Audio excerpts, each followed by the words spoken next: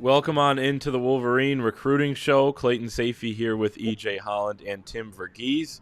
We're going to break down the latest surrounding Michigan football recruiting as always, and hit on a couple top storylines here. Of course, the biggest one of the week, Michigan defensive line coach Sean Nua. He is headed to USC to coach for Lincoln Riley. Same job there, defensive line at USC, but this is a West Coast guy, so it didn't totally shock us. We had heard in the last couple of weeks that some schools were pursuing him, potentially even as a defensive coordinator, but he lands back out west with USC. That begs the question, what does this mean for Michigan recruiting? And to that, I ask you, EJ, what kind of impact is this going to have? Yeah, I think USC is a great fit for Coach Nua. First and foremost, I mean, he was one of the nicest guys you could ever meet, and I think he wanted to probably be back out west. And I think that'll help him as a recruiter and as a coach. I felt like he was really coming along as a recruiter. He had a strong close in 2021 with the assistance, of other coaches on staff. And then this cycle, he did a tremendous job of almost single-handedly landing Kenneth Grant. He was leading the way with Mason Graham. So I felt like he was starting to really find his footing as a recruiter now off to USC. With the 2022 cycle pretty much in the books, I don't think it's going to affect things too much. Kenneth Grant's going to be at Michigan.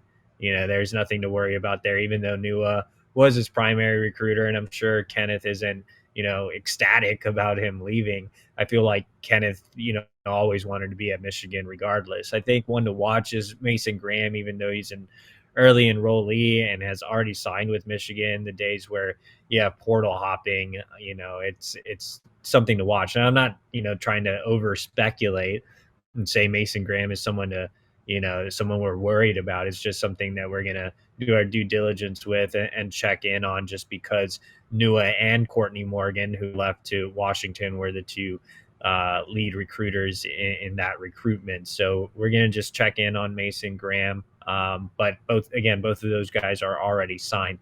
In 2023, it's so early that I think Michigan isn't going to feel any, impact of previous relationships that Nua had. So overall, it's, a pretty easy transition, I think, to Ryan Osborne if he gets the job. Michigan's defensive analyst, I think, would be the perfect guy to slide into that role. Osborne has already done a terrific job as not necessarily an on-the-field coach, but just as a guy that was in the room really helping out with the edge rushers. David Ojabo, Aiden Hutchinson obviously had tremendous seasons, and so he's really respected as a coach. Everything I've heard about Osborne from inside the building has been outstanding. And then as a recruiter, even though he's a guy that couldn't go out on the road, I mean, recruits absolutely love this guy. All they talk about is high energy, really passionate, loves Michigan, even though he's only been with the program for a year. He was supposed to have taken the on-field role at UConn as their defensive line coach, and that didn't end up happening. And I think this was kind of in the works behind the scenes.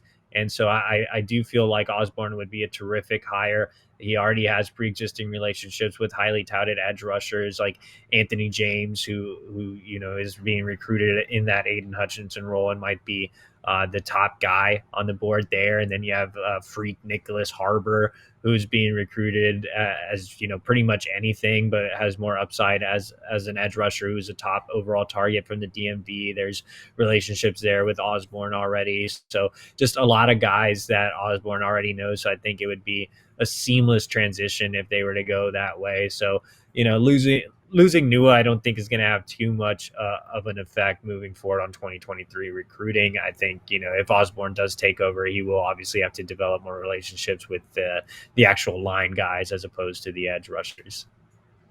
Yeah, and from a team perspective, I mean, Chris Hutchinson, Aiden's dad, was on our podcast here with Chris Ballas, just talking about Ryan Osborne, how much Aiden really liked, his time with him. And like you said, it's not coaching on the field, but it's more extra film type of stuff, pointers here and there. He's not leading the meetings, but he's, adding commentary and things like that and really focusing in on the edge rusher. So he would be, like you said, kind of a natural type of transition for Michigan, but expect Jim Harbaugh maybe to look at some other options as well. That leads us to our next topic, which is Josh Conerly, the top 100 offensive tackle out of the state of Washington. EJ, it kind of looked like Michigan was trending for him for a little while, maybe even, had him almost in the bag. Then, starts delaying and delaying, and is deciding now to go to the late period, maybe even past that. What's the latest with Josh Conerly? Yeah, so it looks like Josh Conerly is going to take this one past National Signing Day. So, we obviously had the early signing day in December. There's still the late period in February where, there's a couple of stragglers and he could go beyond even that. So he's following in the footsteps of fellow Washington native JT Tuamalo from last cycle, who's ended up signing with Ohio State in the summer. I think you could see Conerly go all the way to the summer. So at some point, I think fans are going to get restless and pretty much move on. But if you're Michigan, you've already invested so many resources into this recruitment, you might as well keep on fighting. So Jim Harbaugh is set to see him after the dead period comes to an end this month. So it'll be a week or so that Jim Harbaugh will be making his way out to Seattle. Shaun Moore had a really good in-home visit with him before the dead period. So approaching National Signing Day, Moore stopped by his school and then visited him at home. Harbaugh will do the same. So Michigan's going to keep fighting. Michigan's still in this recruitment.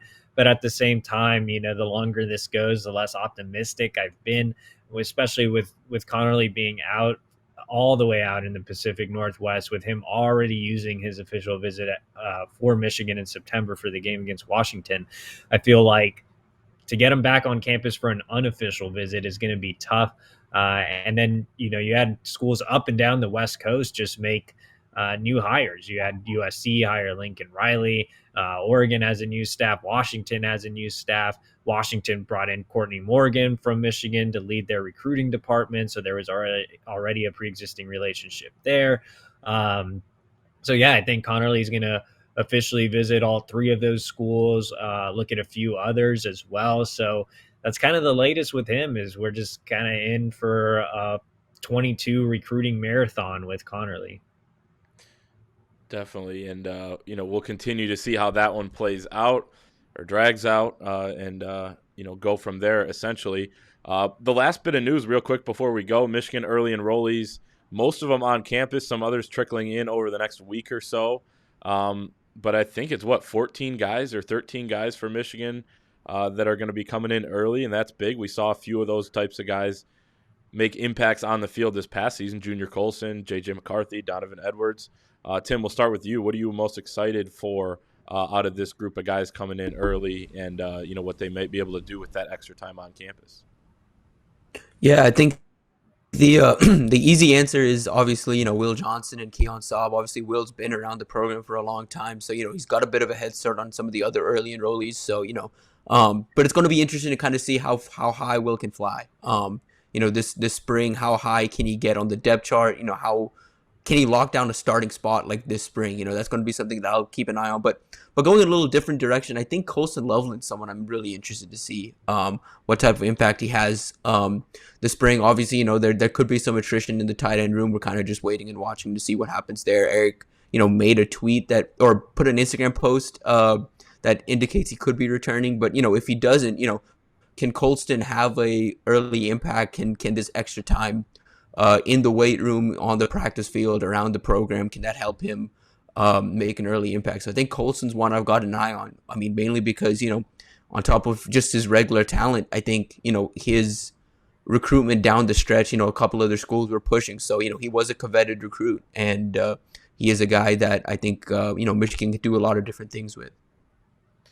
And EJ, before I throw it to you, I will list the early enrollees now that I've pulled up the list. But wide receiver Darius Clemens, quarterback Jaden Denegal, defensive lineman Mason Graham, D-back Will Johnson, as Tim mentioned, offensive lineman Connor Jones, D-back Cody Jones, tight end Colston Loveland, tight end defensive end Derek Moore, wide receiver Tyler Morris, quarterback Alex Orji, D-back Miles Pollard, DB Keon Saab, and wide receiver Omorion Walker. And then for those interested as well, Virginia offensive center Olu Olawatimi from Virginia, who has committed to Michigan, is also going to be – he's enrolled right now and could be on campus as we speak as well. So that's the list. But, EJ, what are you excited for out of this group?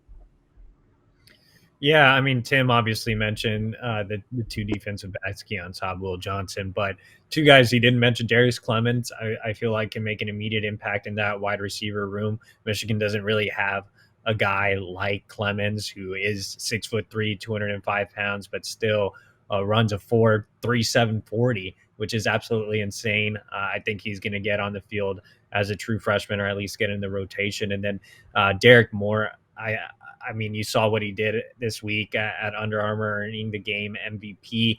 I think he's a guy that can come in, especially with Ajabo and Hutchinson both leaving. There's going to be open competition for both edge rusher roles, so the end, the buck role. I feel like, he's a guy that can play either. He's 6'4", 250 pounds, so I think he can be a Hutchinson type more than likely. But he still has the athletic profile as well to be an Ojabo type. Either way, their positions are pretty interchangeable. They're both coming off the edge and wrecking havoc, and that's what Derek Moore does best. So I think Moore and Clemens are going to have opportunities when you look at depth, when you look at talent, to make immediate impacts. Yeah, I think that's a great point on Moore, with Michigan losing both those guys and needing guys to step up. But good show, both you guys. For both of their coverages on Michigan football recruiting, head to thewolverine.com. $1 gets you an entire year of premium access. So go and do that right now. Check the stuff out over at thewolverine.com.